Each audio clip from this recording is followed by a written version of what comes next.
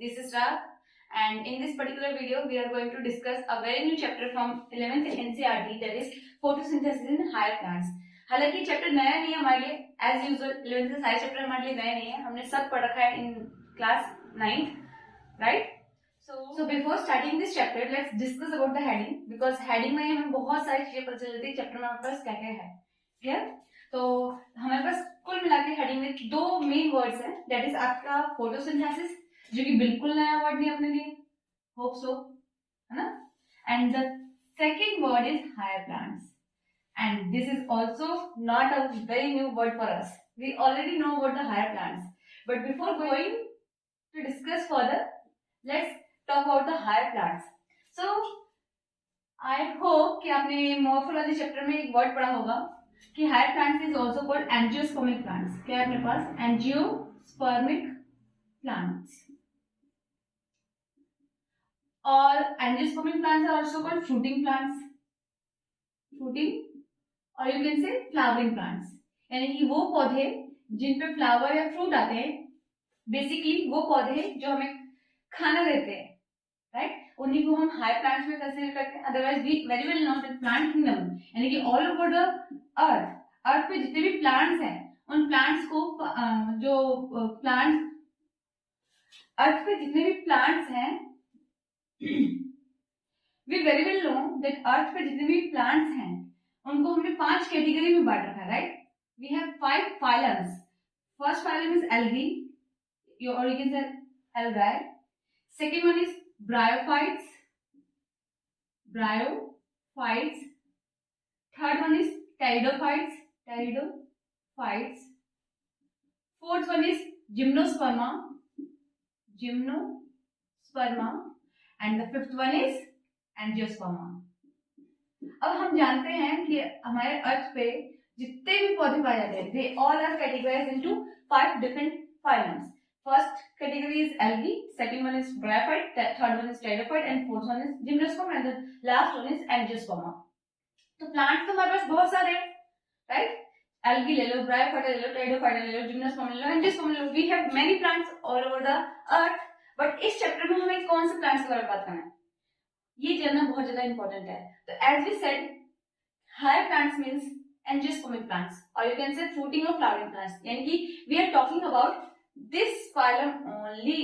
We are not talking about algae, bryophyte, pteridophyte, gymnosperm. Majority of this chapter goes for the angiospermic plant. It means कि इस chapter में हमें angiospermic plant में photosynthesis कैसे होती है ये हमें जानना है. We are not going to discuss how algae produces their food, bryophyte produces their food. Are you getting? So in this particular chapter we are going to discuss only how fruiting plants are going to make their own food. Are you getting? Means जो पौधे हमें खाना देते हैं वो अपना खाना खुद कैसे बनाते हैं, हम उनके बारे में पढ़ने जा रहे हैं. So ये पॉइंट बिल्कुल क्लियर होना चाहिए कि हम यहाँ पे जो भी पढ़ेंगे वो सिर्फ और सिर्फ इन पौधों को लेके पढ़ने वाले हैं, एंजियोस्पर्मिक प्लांट्स को लेके पढ़ने वाले हैं. We are not talking about algae, bryophyte, pteridophyte or gymnosperm. Are you getting? Okay. So second word is photosynthesis. What we have? Photosynthesis. This is not a very new term for us. We very well known about, बचपन में एक line रटवा दी जाती थी बच्चों को कि the process by which green plants make their own food. What I can write? The process by which green plants make their own food. Green plants make their own food. Right? This is called photosynthesis. तो आई hope कि दो term आपको clear है कि हम ये देखने वाले हैं कि हम ये डिस्कस करने वाले हैं कि एक्चुअल में हायर प्लांट्स यानी कि वो पेड़ पौधे जो हमें खाना देते हैं वो अपना खाना कैसे बनाते हैं. बिकॉज फोटोसिंथेसिस का मतलब क्या है? ये एक ऐसा प्रोसेस है जिसमें ग्रीन प्लांट्स अपने खाना खुद बनाता है. क्लियर? कुछ नया नहीं इस चैप्टर में, बस थोड़ा सा ब्रॉड तरीके से हमें इस चैप्टर में समझाया गया है. आज तक हम सिर्फ बस एक डेफिनेशन रखते आ रहे थे कि फोटोसिंथेसिस होती क्या है. Now we are going to learn how photosynthesis exactly occur in the plant body. So overall chapter is going to be very much interesting. Let's proceed. So किसी भी चैप्टर को स्टार्ट करने से पहले हमेशा हमें चैप्टर का माइंड मैप बनाना बहुत ज्यादा इंपॉर्टेंट होता है, राइट? तो यहाँ पे हमने फुल एनसीईआरटी को ही रिप्रेजेंट किया है. इंडिविजुअली मैं एनसीईआरटी को प्रेफर कर रही हूँ, हम ज्यादा बियॉन्ड नहीं जाएंगे, एनसीईआरटी हम कवर कर ले, it is more than enough. So पूरे चैप्टर को हमने 9 टॉपिक्स में बांटा है, जो आपकी बुक में टॉपिक्स लिखे हुए वही टॉपिक्स मैंने भी लिखे हैं यहाँ पे, ठीक। तो overall whole chapter is divided into 13 topics and we will proceed one by one by these sequence only. Okay, so first of all we have photosynthesis. Second topic we will discuss is what do we know, and the third topic will be early experiments. This is the best part which I feel. यहाँ पे आप कुछ कहानियां पढ़ते हो, कुछ साइंटिस्टों की लोचे पढ़ते हो, और यू कैन से उनकी हरकतें पढ़ते हैं कि एग्जैक्टली फोटोसिंथेसिस की खोज हो कैसे रही थी, और बहुत अजीब अजीब एक्सपेरिमेंट किए थे इन्होंने। हम सोच भी नहीं सकते कि ऐसे ऐसे एक्सपेरिमेंट साइंटिस्ट कर भी सकते हैं। And fourth will be where do photosynthesis occur. Yes, ये टॉपिक थोड़ा सा कॉन्ट्राडिक्टिंग लग रहा है कि हम तो जानते हैं फोटोसिंथेसिस होता क्या है, we know very well that green plants में फोटोसिंथेसिस होता है, but in this particular topic we are going to discuss in green plants what is the actual site where the photosynthesis occurs. And in the fifth topic we have how many pigments involved in photosynthesis, and light reaction then dark reaction, सुन के अच्छा लग रहा है ना, उतनी ही अच्छी topic है। Then we have photorespiration and the last topic will be factors affecting the photosynthesis. This will be the sequence of our chapter. So in this particular video we are discussing only photosynthesis. हालांकि introductory part है, but we have to discuss because chapter का base जानना बहुत important है, क्योंकि कुछ बच्चे भूल जाते हैं कि हमने 9th क्लास में क्या पढ़ा होता है क्या नहीं पढ़ा होता है। तो I will revise all this, तो पेशेंटली वीडियो को देखिएगा, and if you like then please share, यार शेयर कर देना। चलो आ जाओ। So first topic we have here is photosynthesis. I hope so मेरा पेन दिख रहा होगा आप लोगों को। फोटोसिंथेसिस, तो हमें इस पर्टिकुलर टॉपिक में, टॉपिक नंबर 1 में हमें पढ़ना क्या क्या है। सबसे पहले आप यही जानना है, इनके भी सब टॉपिक्स है। आई होप मैं चीटिंग कर रही थोड़ी सी कि दिखा रही हूँ इतना, लेकिन इनके भी सब टॉपिक्स है। तो चैप्टर को जितना टॉपिक्स और सब टॉपिक्स में बांट के आप करो ना, चैप्टर उतना ही आसान हो जाता है। तो फोटोसिंथेसिस में हम सबसे पहले क्या देखेंगे, डेफिनेशन देखेंगे, कोई बड़ी बात नहीं है ना। अब डेफिनेशन में भी हम 2 चीजें देखेंगे, एक तो चाइल्डहुड डेफिनेशन जो बचपन से हमें रटाई जा रही है, एंड द अडल्टहुड, क्योंकि हम बड़े तो आपका चैप्टर बड़ा और चैप्टर बढ़ता फोटोसिंथेसिस छोटा थोड़ी रहेगा। Are you getting? तो हम एक तो चाइल्डहुड डेफिनेशन देखेंगे, चाइल्डहुड डेफिनेशन, एंड सेकेंडली हम देखेंगे कि जैसे हम बड़े हुए तो इसकी डेफिनेशन कैसे बड़े होगी। ठीक, बात वही होगी, बस वर्ड्स का हेर फेर होगा। Second topic we will discuss chemical equation, because it is the process which occurs in a living body, और living body में कोई भी प्रोसेस केमिकल रिएक्शन के बिना होता नहीं है। whatever the process taking place inside a living body is a kind of chemical reaction, and if there is chemical reaction then there is chemical equation as well. so कोई बड़ी बात नहीं है, केमिस्ट्री से कोई नहीं डरेगा, बायो में कोई केमिस्ट्री होती ही नहीं है।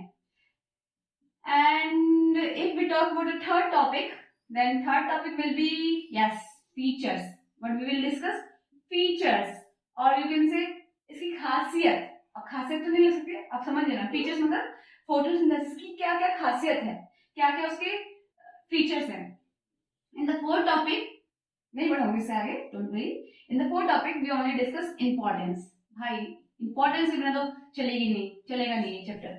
इंपॉर्टेंस कहीं ना कहीं फोटोसिंथेसिस का बहुत बड़ा है हमारे अर्थ पे, इवन हमारे ऊपर बहुत कर्जा है इस पर्टिकुलर प्रोसेस का, तो उस कर्जे को भी हम इंपॉर्टेंस देंगे। सो ओवरऑल इस in the topic number 1 we have 4 subtopics. First of all is definition, in which we discuss 2 definition. One is childhood definition and the second is adulthood definition.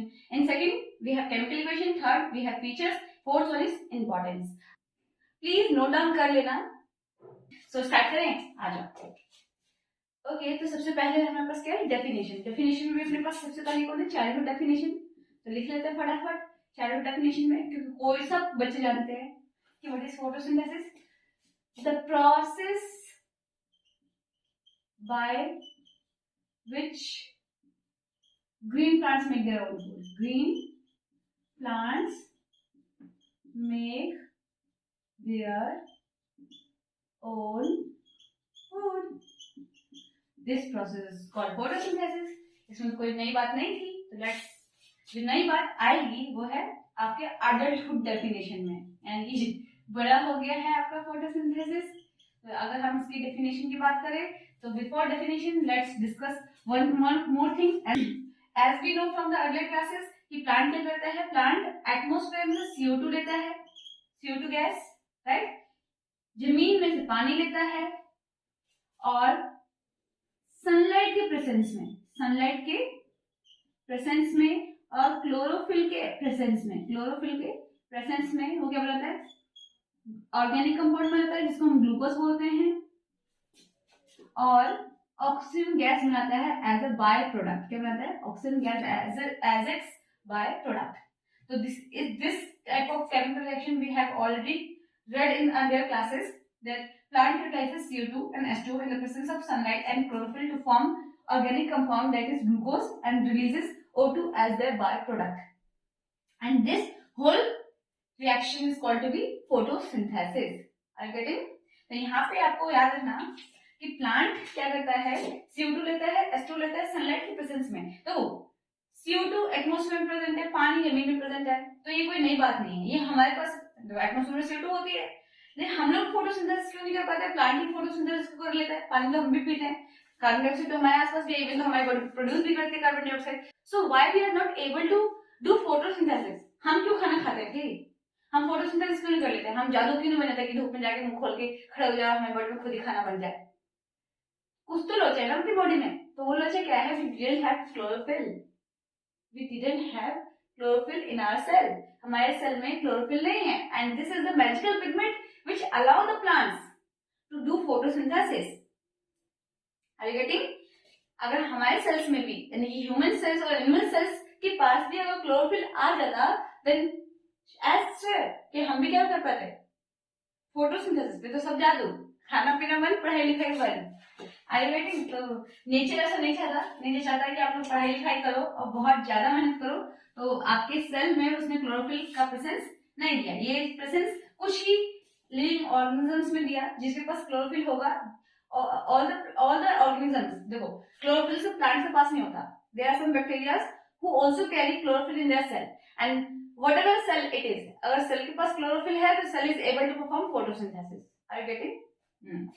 तो ये एक डेफिनेशन पड़ी थी. तो अब यहाँ पे अगर आप ध्यान से दो तो आपको देखोगे कि CO2 और H2 both are the inorganic compounds. I hope कि आपके ऑर्गेनिक और इनऑर्गेनिक में डिफरेंस क्लियर होगा. इनऑर्गेनिक वो होते हैं जिसमें CHO कंपाउंड्स नहीं होते. देखो यहाँ पे CO है लेकिन H नहीं है, तो ये एक इनऑर्गेनिक कंपाउंड हो गया. यहाँ पे HO है लेकिन C नहीं है.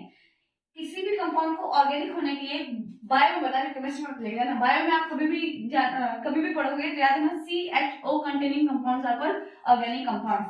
तीनों का होना बहुत इंपॉर्टेंट है. अगर तीनों है तभी वो ऑर्गेनिक कहलाएगा, otherwise it can't be organic. अगर सिर्फ HO है तो फिर भी ऑर्गेनिक है, सिर्फ CO है तो फिर भी वो इनऑर्गेनिक ही कहलाएगा. तीनों की किडनी होगी then it is called to be organic. Otherwise अगर उनमें से कोई एक भी गायब है तो उसको हम इनऑर्गेनिक कंसीडर कर देंगे. तो here we have inorganic materials in the presence of sunlight and chlorophyll. Plant कर क्या रहा है, एटमॉस्फेयर में से इनऑर्गेनिक कंपाउंड्स को लेता है, सनलाइट और क्लोरोफिल की वजह से वो क्या हो रहा है, CHO मींस ऑर्गेनिक कंपाउंड में चेंज कर रहा है. ये ऑर्गेनिक है जिसको हम क्या बोल सकते हैं, ग्लूकोज, ठीक. और O as a by product फॉर्म कर रहा है, by product, it is a by product. देखो स्पेलिंग पे मत जाना, बाय प्रोडक्ट. क्लियर? तो अगर हम यहाँ से समझे तो वो क्या है प्लांट बॉडी में कि plant utilizes inorganic material to convert into organic material and in the presence of sunlight and chlorophyll and releases O2 as their byproduct. इस केमिकल रिएक्शन को ही हमें रिप्रेजेंट कर देना है वर्ड्स के फॉर्म में, वही आपकी अडल्टहुड डेफिनेशन बन जाएगी. तो लेट्स राइट. तो कैसे लिखेंगे, the process by which, of course green plants mention करना मत भूलना, bye which green plants utilizes what they utilizes inorganic compounds, है ना. utilizes inorganic compounds. कहां से भाई, compounds like में बता भी देना क्योंकि inorganic compounds एटमॉस्फेयर में बहुत सारी चीजें ना. अब बताओगे कि CO2 H2 लेता है, like inorganic compounds like CO2 and H2O in the presence of sunlight, लिखेंगे in the presence of sunlight and chlorophyll converts, क्या करता है इनऑर्गेनिक कंपाउंड्स लेके सनलाइट और क्लोरोफिल के प्रेजेंस में किसमें कन्वर्ट कर देता है, कन्वर्ट्स इनटू ऑर्गेनिक कंपाउंड जिसका नाम क्या है, organic compound that is glucose and releases, हाँ बच्चे भूल जाते हैं, बस बोल देंगे दीदी हो गया। इसके आगे ये भी तो बताओ कि बाय प्रोडक्ट क्या है भाई, केमिकल रिएक्शन में हर एक चीज का एक अपना इंपॉर्टेंस होता है, ठीक। अब देखो केमिस्ट्री में तो इंपॉर्टेंस नहीं होता, बट बायो में बहुत रेयर केमिकल रिएक्शंस आते हैं तो पूरा कर देना है, क्यों कंफ्यूजन करना, ठीक। तो एंड रिलीजेस, ये लाइन बच्चे लिखना भूल जाते हैं, releases O2 gas as it's by product. This is adulthood definition, कोई बड़ी बात नहीं थी, मैंने कहा ही था, है ना। बस केमिकल इक्वेशन को आपको वर्ड्स में लिख देना। देखो बचपन की चीजें छोटी होती है, बड़े होने पे सारी चीजें बढ़ जाती है, आपकी पढ़ाई लिखाई इवन परेशानियां सब बढ़ती है, तो डेफिनेशन कौन सी बड़ी बात है, वो क्यों पीछे छोड़ेगी आपका, राइट। तो वो भी आपको पीछे करेगी, अगर बचपन में छोटी डेफिनेशन थी तो बड़े होने पे बड़ी डेफिनेशन है, बात वही कही गई है, बोला ही था कि वर्ड्स का हेर फेर है, नथिंग एल्स। तो क्या लिखा हमने, the process by which green plants utilized inorganic compounds like CO2 and H2O in the presence of sunlight and chlorophyll and converts into organic compound that is glucose and releases O2 as its byproduct. This whole process is called photosynthesis. Are you getting? तो first topic यानी first topic का पहला topic भी complete हो गया, हमने childhood definition देख ली और अडल्टहुड डेफिनेशन भी हमने डिस्कस कर ली। अब यहाँ पर अगर आप ध्यान दो तो दूसरा टॉपिक मेरे पास क्या है, केमिकल इक्वेशन। क्या था अपने पास, केमिकल इक्वेशन। मेरा पेन नहीं चल रहा है, it's okay, let's do with another pen. Chemical equation, तो हेयर हमने केमिकल इक्वेशन भी लिखी, देख लीजिए। CO2, H2O in the presence of sunlight and chlorophyll we have glucose and O2 which releases a byproduct। मैंने नीचे लिख भी दिया है, आप भी लिखोगे कि ये इनऑर्गेनिक कंपाउंड है, ये ऑर्गेनिक है, फिर ये बायप्रोडक्ट के तौर पे निकल रहा है। अगर आप चाहो केमिस्ट्री इतनी अच्छी है तो आप इसको बैलेंस भी कर सकते हो, तो बैलेंस करने में हिचकिचाना नहीं, just put 6 here and put 6 here and put 6 here, all the balance will all the equation will get balanced, all the equation will get balanced। 6 6 6 याद रख लो भाई, बड़े वाले में क्यों डालना है, ठीक। केमिस्ट्री ऐसे ही पढ़ती हूँ मैं भी। अच्छा, तो आई होप कि आपकी दो टॉपिक क्लियर हो गए। पहला टॉपिक डेफिनेशन था, दूसरा टॉपिक केमिकल इक्वेशन था। Now coming to the features, what we have, features of photosynthesis. Actual में क्या खास बात है इस फोटोसिंथेसिस प्रोसेस की। So let's start, note down जरूर कर लेना। We are going to discuss our sub topic number 3, है ना। तीसरा टॉपिक देखने जा रहे हैं, features of photosynthesis. Features of photosynthesis नहीं यूज करेंगे, मैं जान भी नहीं दिख रहा है पेन, नहीं ना, चलो हटाओ इस pen. Here we have features of photosynthesis are topic number 3 in topic number 1। हमेशा याद रखना हम सब टॉपिक की बात कर रहे हैं।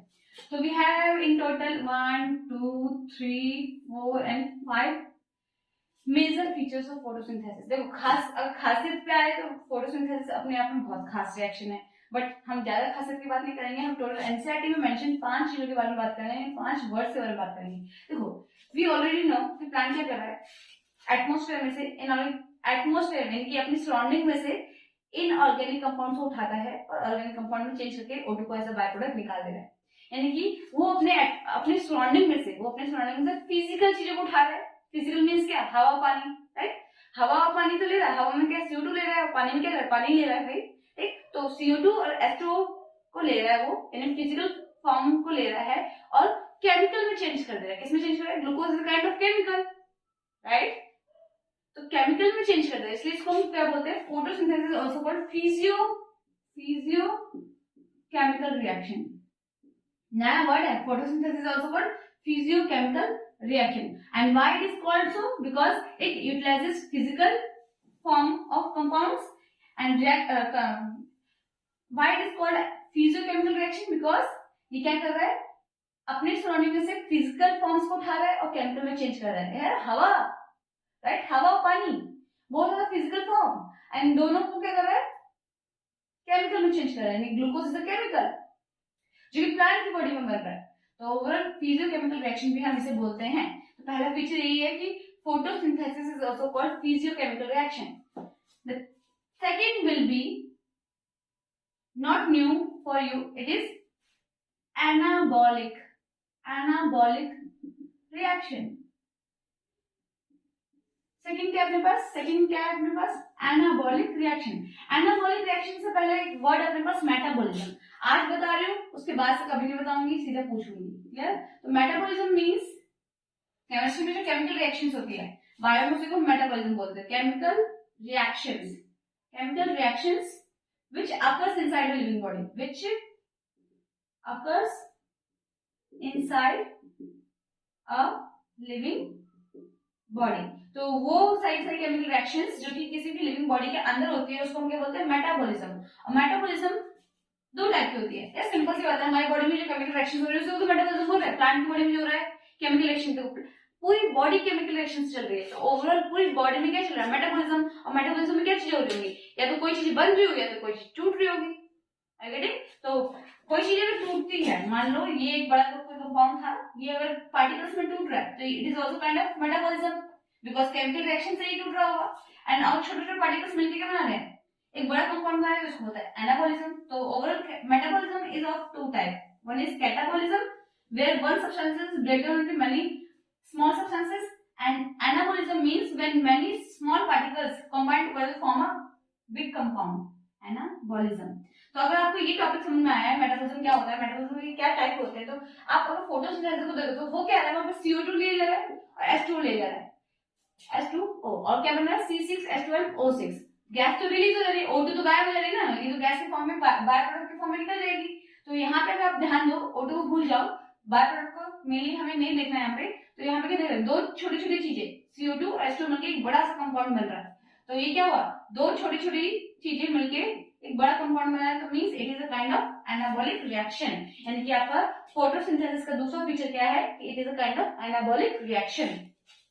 Third is it is endergonic reaction. Endergonic समझते हो, वन रिएक्शन वी हैव, आप फिजिक्स और केमिस्ट्री में क्या पढ़ते हो, endothermic reactions are those in which हमें एनर्जी देनी पड़ती है, राइट. तो in bio we have endergonic word, we have endothermic की जगह अपने पास एंडरगोनिक है. आप natural endergonic means it absorbs energy.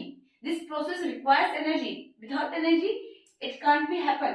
Means photosynthesis बिना सनलाइट के एनर्जी के बिना नहीं हो सकता, बिना सनलाइट के नहीं हो सकता, बिना एनर्जी के नहीं हो सकता. इसलिए इसको हम क्या बोल रहे हैं, एंडरगोनिक रिएक्शन बोल रहे हैं. क्या बोल रहे हैं, एंडरगोनिक रिएक्शन.